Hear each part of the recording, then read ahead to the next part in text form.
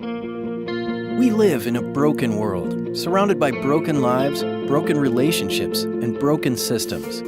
This brokenness is seen in suffering, violence, poverty, pain, and death around us. Brokenness leads us to search for a way to make life work. In contrast to this brokenness, we also see beauty, purpose, and evidence of design around us.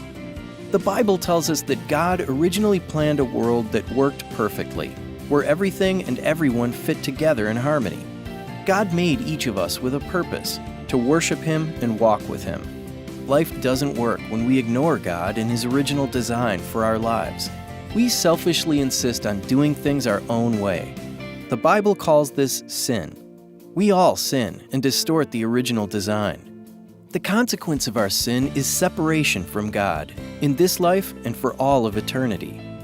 Sin leads to a place of brokenness. We see this all around us and in our own lives as well. When we realize life is not working, we begin to look for a way out. We tend to go in many directions, trying different things to figure it out on our own. Brokenness leads to a place of realizing a need for something greater. At this point, we need a remedy, some good news. Because of His love, God did not leave us in our brokenness. Jesus, God in human flesh, came to us and lived perfectly according to God's design.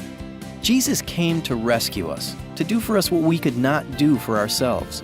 He took our sin and shame to the cross, paying the penalty of our sin by His death.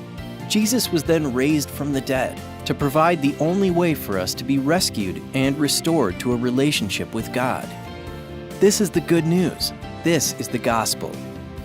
Simply hearing this good news is not enough. We must admit our sinful brokenness and stop trusting in ourselves.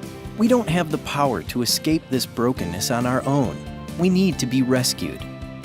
We must ask God to forgive us, turning from sin to trust only in Jesus. This is what it means to repent and believe. Believing, we receive new life through Jesus, and God turns our lives in a new direction.